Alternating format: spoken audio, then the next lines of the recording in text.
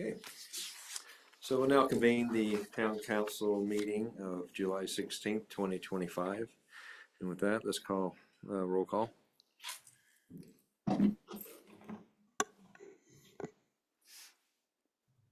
Roll call. Lynn here. Kate here. Gusty here. Eric here. And Earl is here. And Brian and Tom will not be able to this evening. Let's stand for the Pledge of Allegiance. To the flag of the United States of America and to the republic for which it stands, one nation, under God, indivisible, with liberty and justice for all.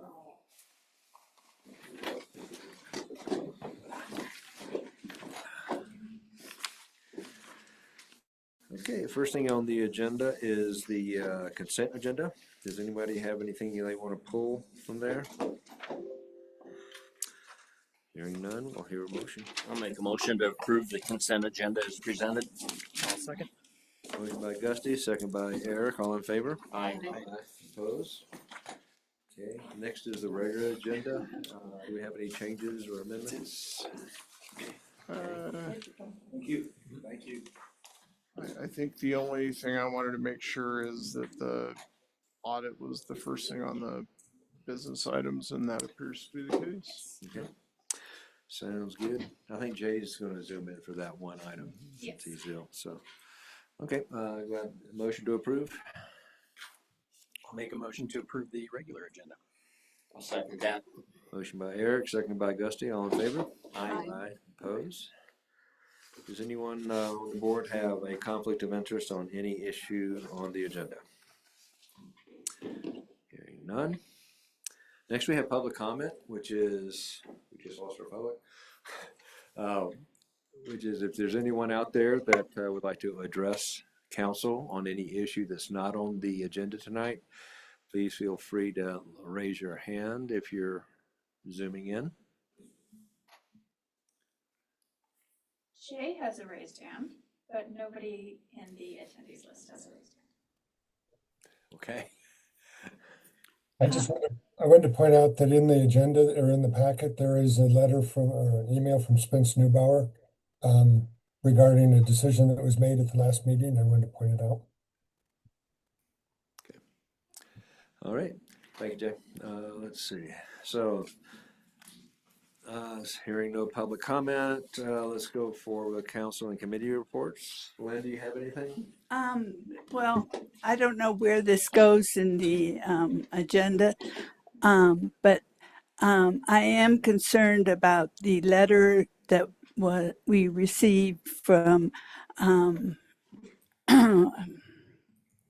oh goodness, Spence Neubauer. Spence, yeah, from Spence. And I'm wondering if we've made a final decision with respect to the water treatment design contract. That came in. Spence was here. He said he raised his hand a couple of times, and I didn't see him. So that's when he sent in the letter afterwards. But it's okay.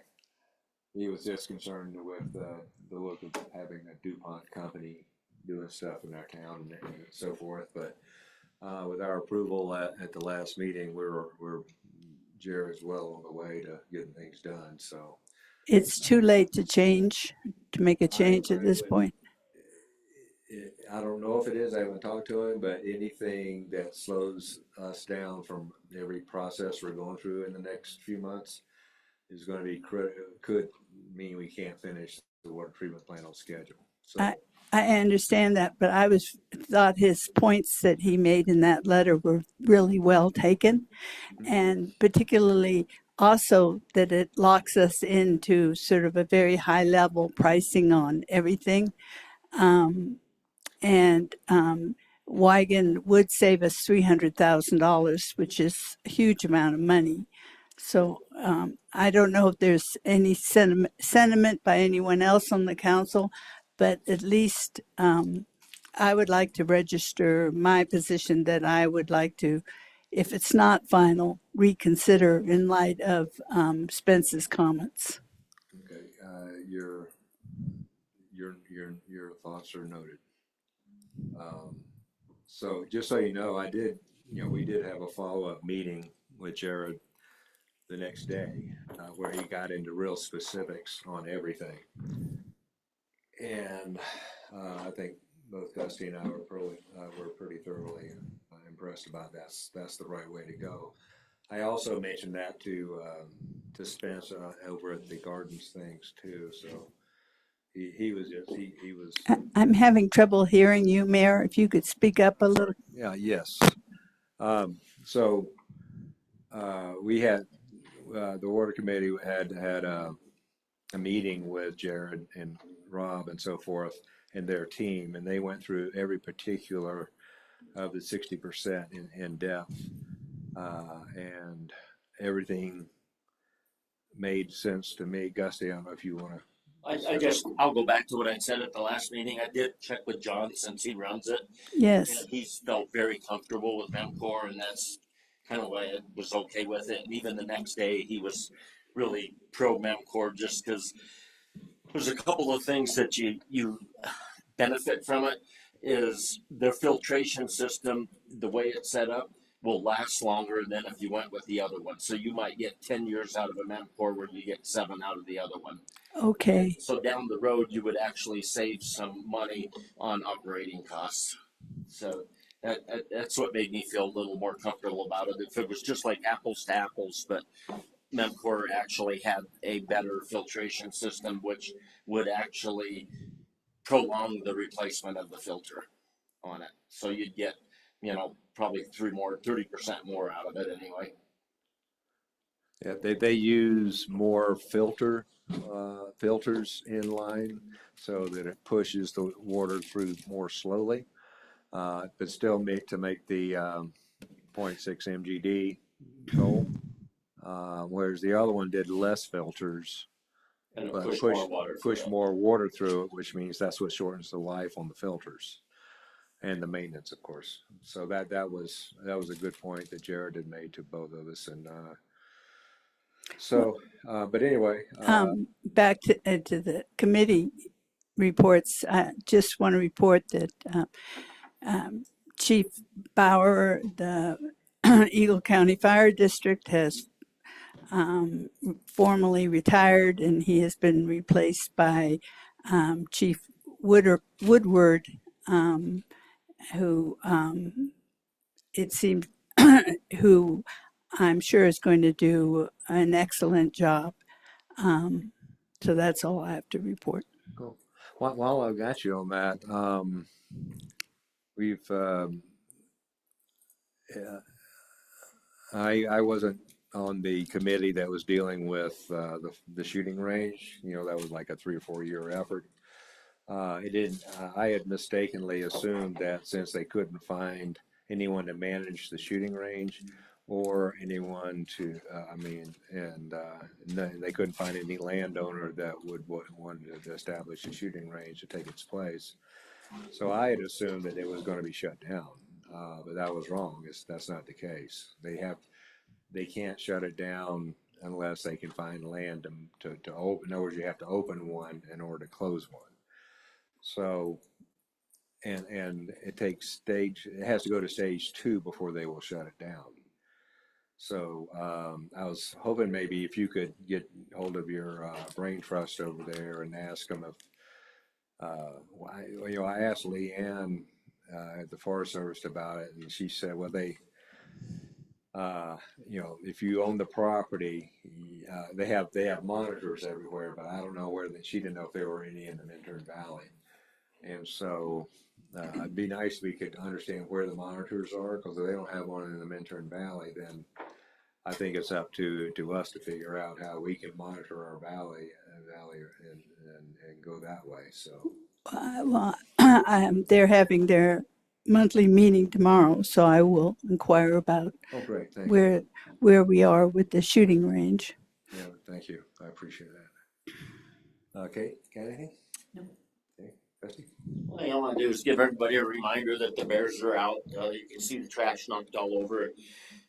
Remind everybody to try to secure their cans if possible. You know, put them out of sight of the bears until the day of trash pickup. That would kind of deter them, I guess, and maybe they'll be eating some more berries up on the hill here shortly. So that's all I have. Yeah, it has been a lot of trash dragged into it. It's like, so yeah, that would be very helpful. Please do. A lot of people, some neighbors are pitching in to take care of it, but it's your mess, so take care of it yourself. Eric? No updates. Okay. And I don't have anything right now, so we'll move on to the next item. Any staff reports? Okay. And special presentations, none of those. So we're on to business items. So the first item is the acceptance of the fiscal year 2024 audit. And so Jay just needs a motion to take care of it. And Jay, you want to take it from here?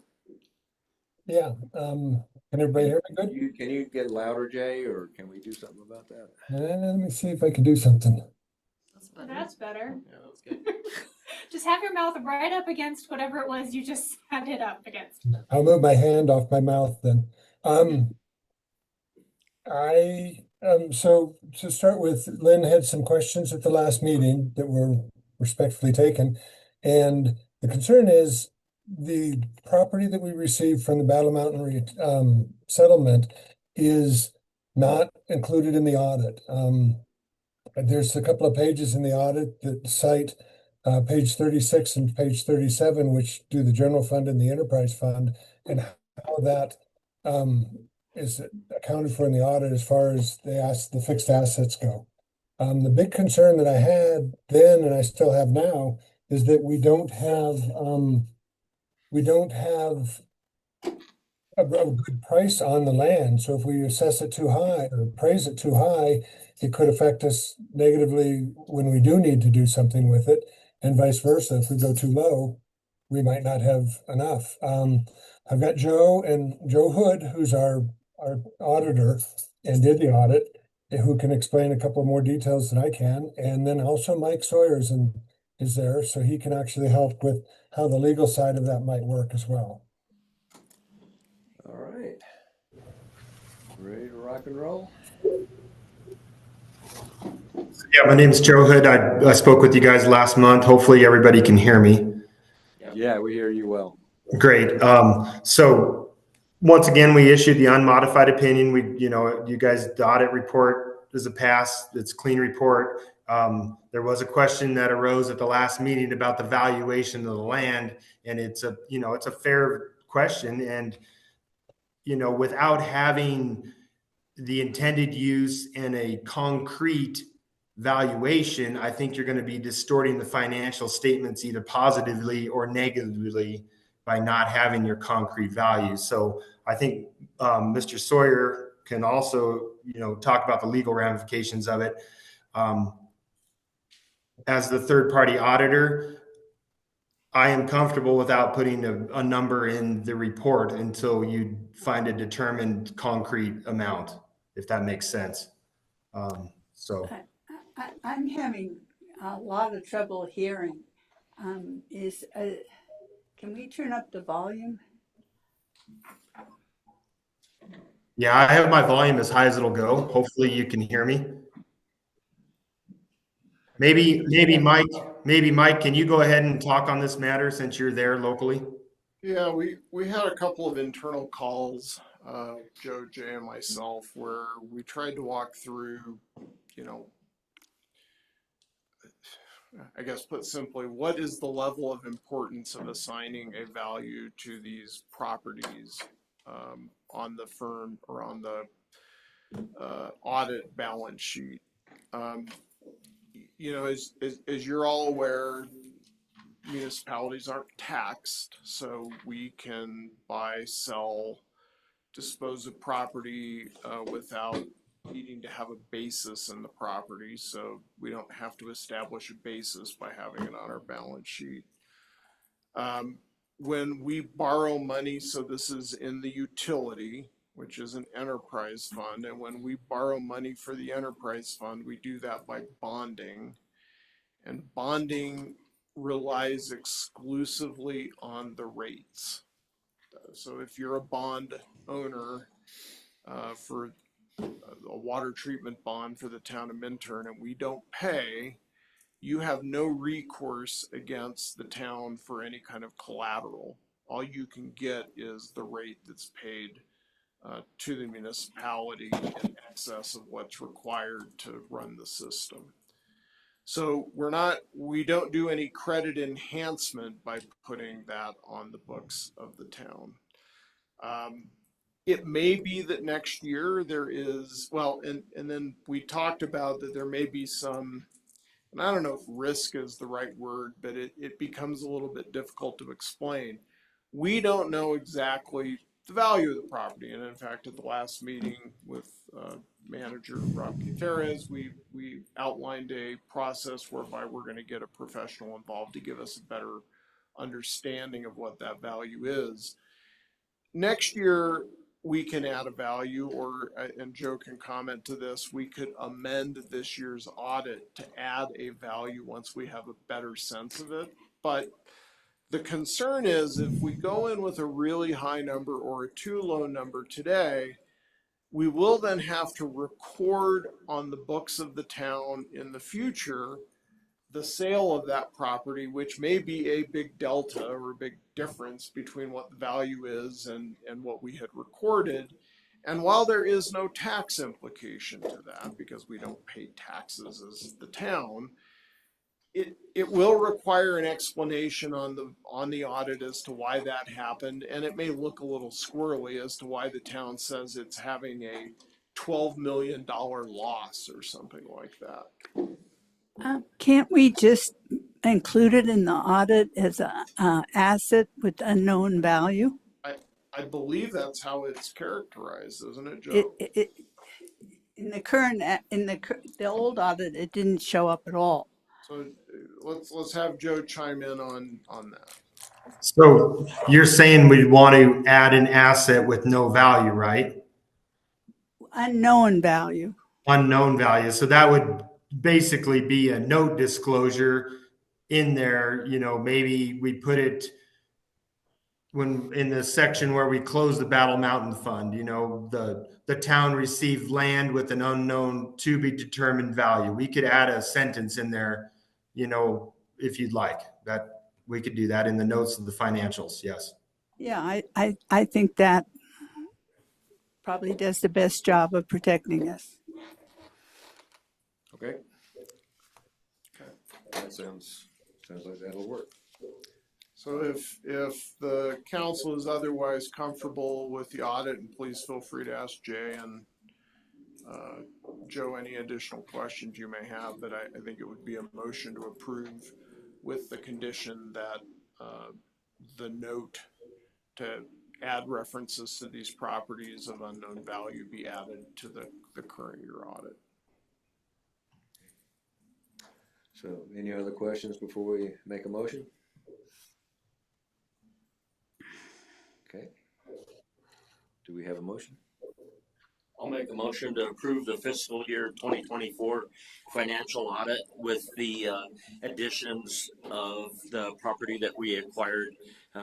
Doesn't really show an additional value. Second. Okay, motion by Gusty, second by, is that Kate? All in favor? Aye. Opposed? Okay. If I could say, I do apologize, I'm not there tonight. I have missed, this is the second meeting I've missed, and I apologize for not being there. I had a health event this morning that precluded me from leaving the house, shall we say. And I can't believe your record, you know, you've been absent 2 days in the last 28 years. Yes, you know, trust me, I've been feeling pretty guilty about it all day. I was actually up trying to get to work, and Julia's like, no, that's not going to work. You're feeling better. Thank you very much. Okay, next item on the agenda is Resolution 31, Series 2025. a resolution accepting the construction management agreement for the Main Street US 24 pedestrian improvements. And Jeff, you're on. And you're muted.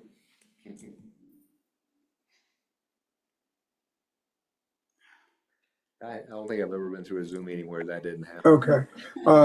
The terms of the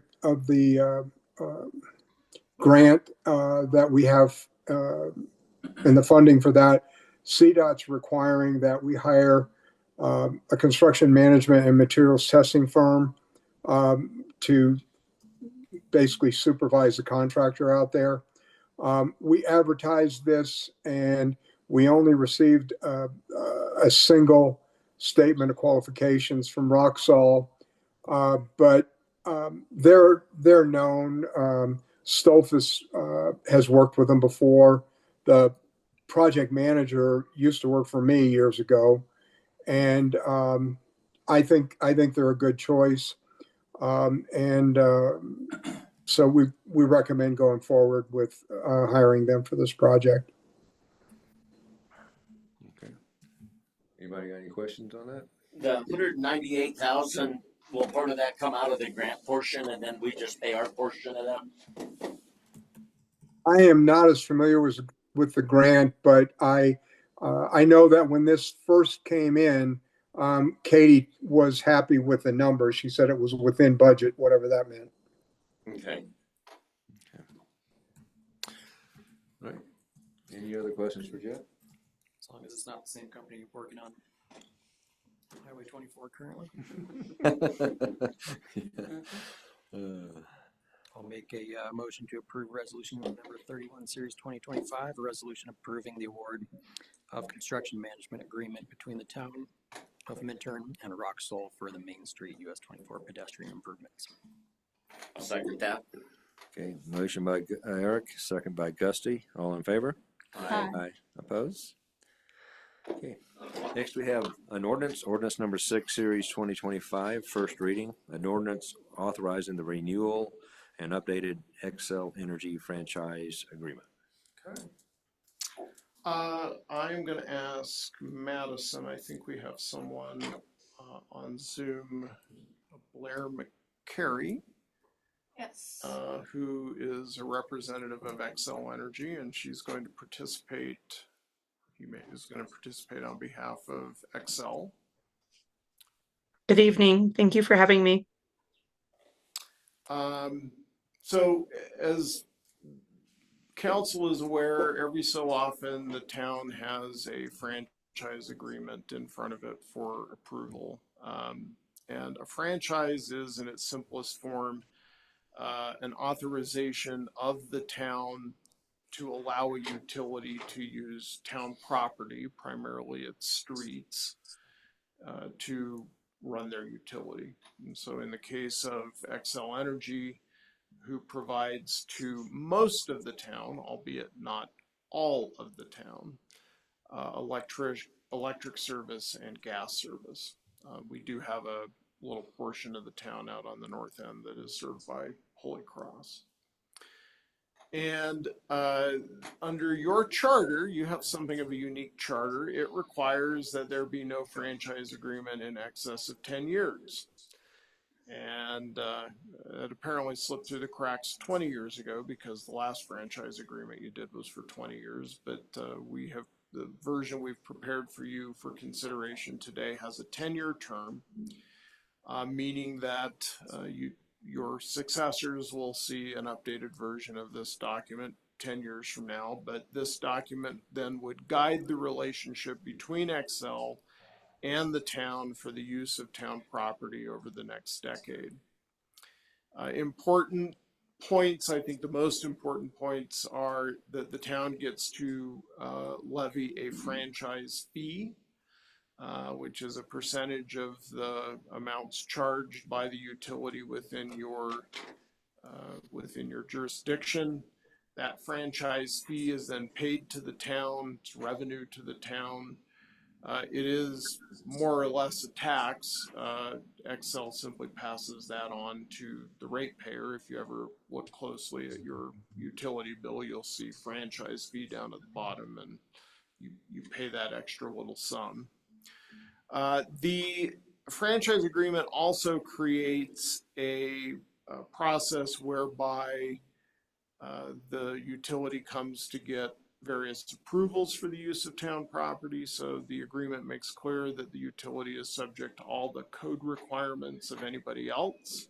So for example, if the utility needs to do work in a right-of-way, they have to come get a right-of-way permit with the town. You will be seeing an ordinance from us in the next couple months where we're going to ask you to update your street cut ordinance to make it a little tighter, but the point being, for purposes of this discussion, it will apply to Excel as anybody else in town who does work in your rights of way. There are special review provisions for work that Excel may do in a park or open space or other property area owned by the town where they have to come and obtain a special approval from the town to make sure that the utility use is consistent with the property ownership interests that the town has.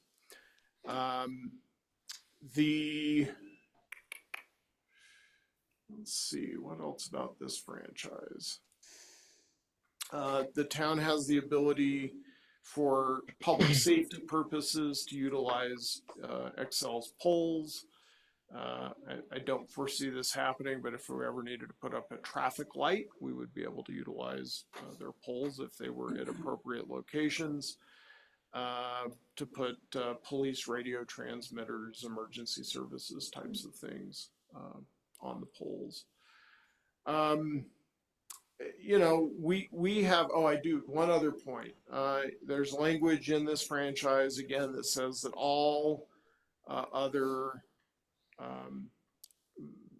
code provisions of the town apply to Excel, and that would include the town's 1031 regulations. And if you remember, our 1031 regulations provide extra oversight in the event of the installation of utility in excess of, I think it's 115,000 kilowatts, something like that.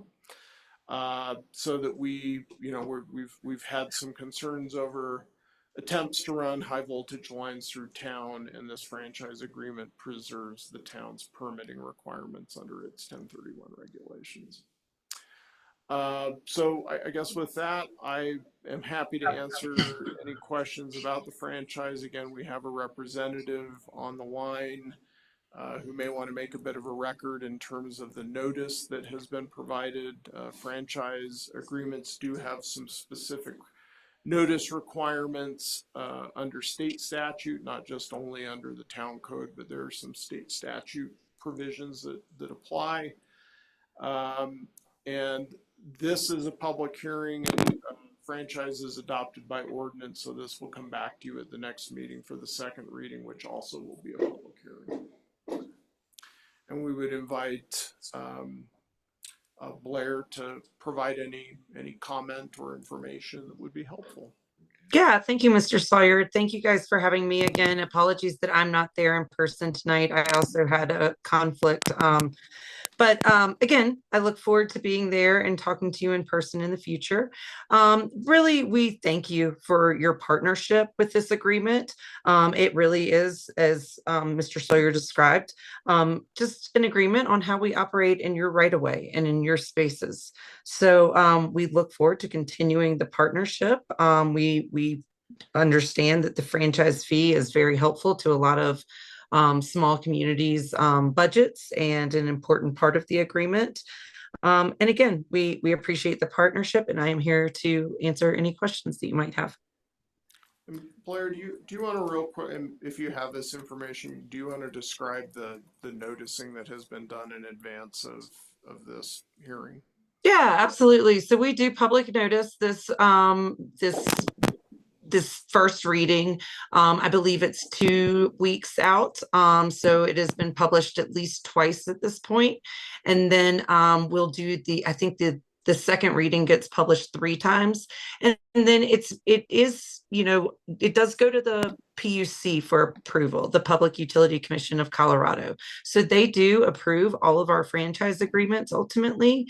And, really they are all pretty much in line with one another. The 10-year agreement is unique. We normally operate on 20-year agreements. So it is a great opportunity for us to revisit this again in 10 years and see if there are any adjustments, that have really been made across the state to the overall franchise agreements.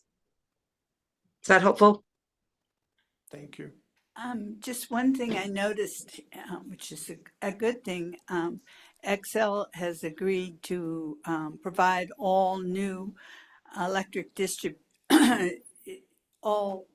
new electric distribution lines to be below ground. I'm wondering, does that apply to transmission lines?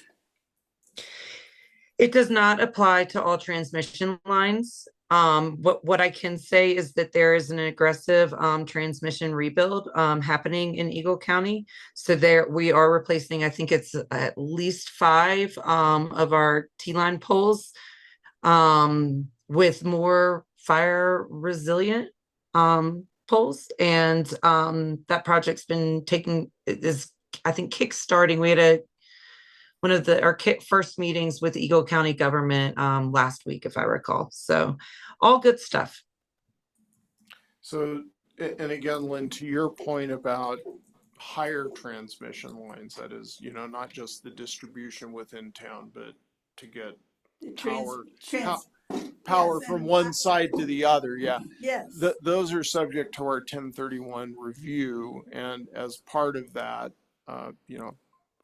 we would consider undergrounding as one of the considerations as part of that review process. Yeah, and I'm also obviously thinking about the Holy Cross electric transmission line issues that are coming up in the future. Yeah, as I'm sure Xcel would want to strongly note, that's not their concern. So. Thank you, Mr. Sawyer. Anybody else got a question for Blair? So Blair, I got a question for you. It's kind of off topic. Yes, sir. We've been having a huge traffic disruption because of the gas line repairs. Are you familiar with that? Yes, sir, I am. Okay. Do you have any idea how long that's going to last? Because this really has been disruptive for our businesses and so forth. I know it really has been disruptive. I do not have a great timeline for you right now. I can track that information down and get a more solid timeline for you. But really, we just have such a short construction season up here. I would say to anticipate it through the season. I know that's not what anyone wants to hear. It's really all about safety. I know that's hard to say when cars are backing up and things like that, causing disruption. But some of those gas lines are just really dated, and we really do want to make sure that they're safe for the community. Yeah, I appreciate the necessity for it, for sure. But if you can get any estimate for us, so that because we get asked, when is this going to be over with? At least every other day. So I bet multiple times in one day. Again, I appreciate your patience as we work through it. But yes, I am happy to track that down, and we'll get something over to you guys in the next day or so. Thank you, Blair. I appreciate it. Yes, sir.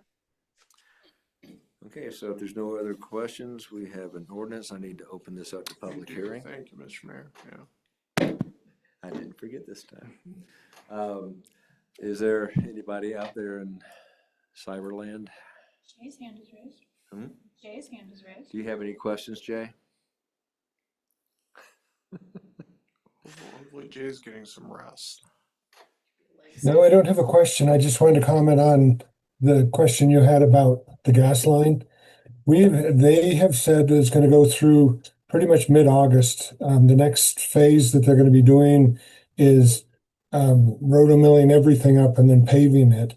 I've been on the phone with I think his name's Brian Stubbs multiple times. I've had in-person meetings with them. We've come to agreements of how they're going to do it. They wouldn't start work before 8:30 and would end by 4:30, and they've absolutely done none of that. And I just kind of want to make sure that council and the public knows that the town is trying to do everything we can, but we're getting absolutely nowhere from SiteWise. That's really good feedback for me to have, Jay. I appreciate it. I didn't know that they were still not working within that timeline and things like that. No, they're not. And I've actually, I was stunned to see there's another project that Minturn North is doing down at the Forest Service Bridge, and they've had zero problems. You know, I know this is a tight area, but so was that before they put a new lane in. So I just want to point out that staff is doing everything we can. I've taken, tens of calls a day from the public, and they're rightfully disappointed. Yeah, and the key thing there, Blair, is we get commuter traffic and from, I would say 7:30 to 8:30, which is really heavy on Main Street, and also in reverse in the afternoon, the same commuter traffic comes through. And so in the middle part of the day, it might only be a 5 to 7 minute wait. But man, when it's in those time frames, people are just sitting there forever. And in matter of fact, there have been times when the traffic on the north end is backed up all the way up onto I-70. So if you're coming from the east, you actually have parked cars on the slow lane because everybody's backed up on that street. So that's a pretty dangerous thing to happen, especially in Dow Junction. So I wish we could get them to follow those hours that Jay was talking about. Yeah, let me get with that project team. Again, I didn't realize that was still happening. But yeah, let me see what I can do. Thank you, Blair. Yeah, again, apologies and for the inconvenience. I know it is not ideal and creates some safety issues. Okay. Earl, to that point, several of the meetings have had CDOT involved in them, and I'm surprised they haven't shut it down. They actually mentioned that was a potential at the last meeting. But that's it. Okay, thank you, Jay. Anyone else out there, Madison? Okay, I'll close the public hearing. And do we have a motion? I'll make a motion to approve ordinance number 7, series 2025, an ordinance of the town of Minturn granting a gas and electric franchise to Public Service Company of Colorado, its affiliates, successors, and assigns the right to use the streets within the town to furnish, sell, transport, transmit, and distribute gas and electricity to the town and all residents of the town, granting the right to acquire, construct, install, locate, maintain, operate, and extend into, within, and through the town all facilities reasonable necessary to refurbish or furnish, sell, transport, transmit, and distribute gas and electric within and throughout the town, and fixing the terms and conditions therefore. That was a mouthful. It sure was. I'll second it.